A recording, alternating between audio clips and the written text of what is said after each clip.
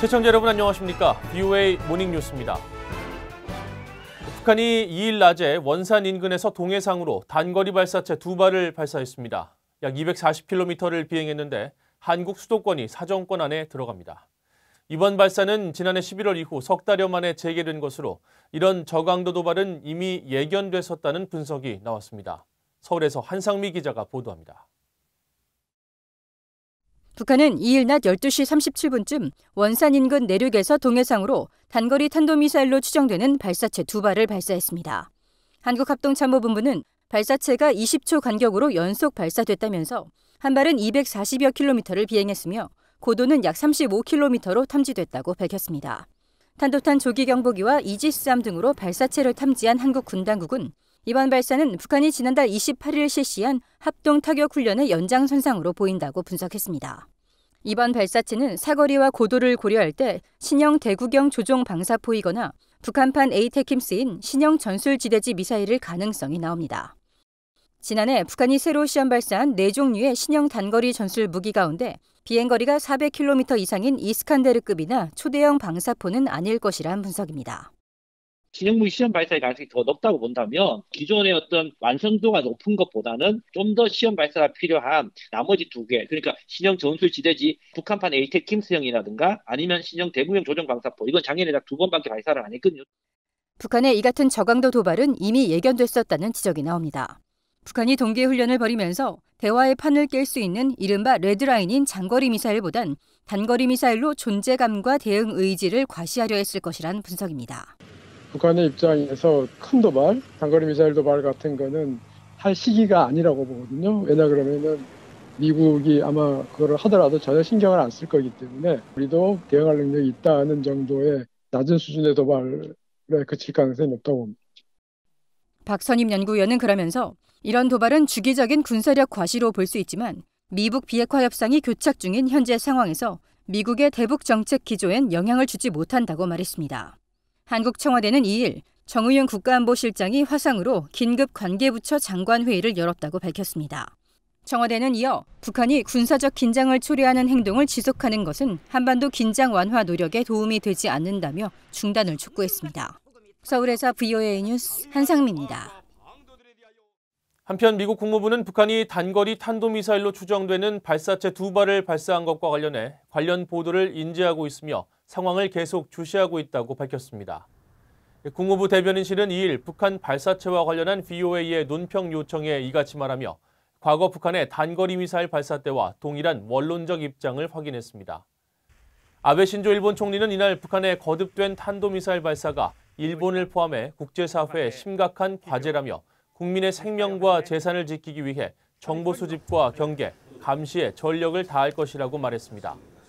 그런가 하면 중국 외교부 대변인은 이날 정례 브리핑에서 북한이 쉽게 오지 않는 긴장 완화 국면을 소중히 여겨 대화와 협상으로 문제를 해결하고 한반도 비핵화에 힘을 쏟을 것을 촉구한다고 밝혔습니다.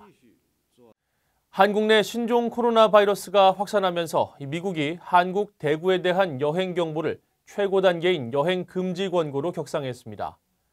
미국에서는 코로나 바이러스 감염증으로 인한 2번째 사망자가 발생하는 등 확산 우려가 커지고 있습니다. 김시영 기자가 보도합니다. 도널드 트럼프 대통령은 지난달 29일 신종 코로나 바이러스 감염자가 급증하고 있는 한국 대구에 대해 여행을 금지하는 국무부 조치를 승인했습니다. 미국 정부의 코로나 바이러스 대책을 총괄 지휘하는 마이크 펜스 부통령도 이날 한국과 이탈리아 특정 지역에 대한 여행 경보를 최고 단계인 4단계로 격상한다고 발표했습니다. We are urging Americans to not travel to the areas in Italy and the areas in South Korea that are most affected by the coronavirus. 다만 한국의 경우 대구 지역을 제외한 나머지 지역에 대한 여행 경보는 여행 자제를 권고하는 3단계를 그대로 유지했습니다.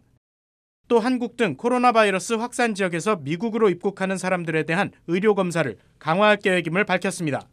And it's also directed the State Department to work with our allies in Italy and in South Korea to coordinate a screening, a medical screening in their countries of any individuals that are coming in to the United States of America.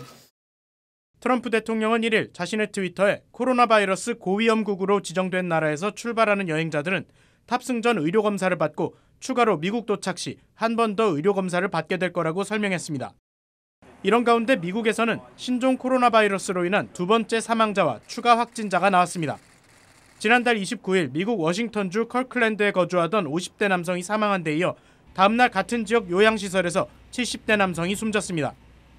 한편 미국 존스홉킨스 대학 사이언스 엔지니어링 센터가 운영하는 코로나19 상황판에 따르면 미국 내 확진자는 2일 오전 11시 기준으로 86명입니다. VOA 뉴스 김시영입니다. 독일 정부가 평양 주재 대사관을 가능한 빠른 시일 내 잠정 폐쇄한다고 밝혔습니다. 북한 당국이 코로나 바이러스 대응을 위해 외교관들을 격리하면서 활동이 불가능해진 데 따른 조치인데 북한 현지 인력을 철수시키거나 공관 운영을 축소하는 등의 움직임이 이어지고 있습니다. 지다겸 기자가 보도합니다. 독일 외교부 관계자는 29일 VOA에 평양 주재 독일 대사관을 잠정 폐쇄한다는 방침을 확인했습니다. 북한에 상주하는 외교관들의 이동 제한 때문에 현지 대사관 인력을 가능한 빠른 시일 내 일시적으로 철수할 것이라는 겁니다. 다만 평양 주재 대사관의 정상 운영이 다시 가능해지면 최대한 빨리 운영을 재개할 것이라며 이 사안에 관해 유럽의 파트너들과 긴밀히 소통하고 있다고 덧붙였습니다. 이 관계자에 따르면 북한 당국이 평양을 떠나기 원하는 외국인들을 위해 평양 블라디보스토크 항공 노선을 운행하겠다고 발표했고 현재 이에 관해 북한 당국과 논의가 진행 중입니다. 이 관계자는 독일 외교관도 현재 대사관저에 격리돼 있다고 독일 정부가 외교관의 여행 제한과 격리에 관해 북한 당국에 여러 차례 항의했다고 밝혔습니다. 앞서 스위스 외교부도 28일 VOA에 북한의 국경 봉쇄로 평양 사무소의 인도적 지원 활동이 심각하게 제한되고 있다며 상황이 정상화될 때까지 외교부 산하 개발협력청 평양 사무소 운영을 잠정 중단한다고 밝혔습니다. 한편 평양에 한 소식통은 28일 평양 내 프랑스 협력사무소도 현지 인력을 모두 철수할 것이라고 전했습니다. 다만 정확한 철수 시기는 아직 결정되지 않았다며 3월 6일 평양에서 출발해 러시아 블라디보스토크로 향하는 특별 항공편이 예정돼 있지만 실제 운행할지는 알 수 없다고 말했습니다. 이 소식통은 북한의 코로나 바이러스 대응책에 따라 다른 나라들도 평양 주재 공간의 운영 규모를 축소할 예정이라고 말했습니다.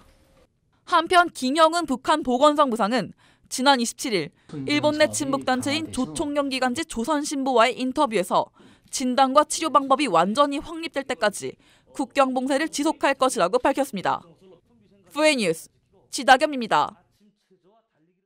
한편 북한 정권이 신종 코로나 바이러스 확산과 관련해 가장 우려하는 것은 북한 군 내부의 감염이라고 전직 북한 주재 영국 대사가 주장했습니다.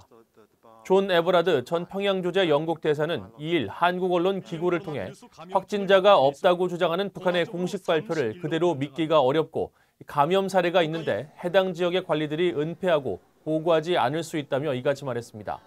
에버라드 전 대사는 그러면서 북한 군인들이 앓거나 사망하게 되면 군사력도 약화하지만 무엇보다 군인들의 분노를 사게 되고 이는 북한 정권에 심각한 위협이 될 것이라고 주장했습니다. 미국 재무부가 북한 해킹 조직 라자루스와 연계된 중국인 2명을 제재 대상으로 지정했습니다.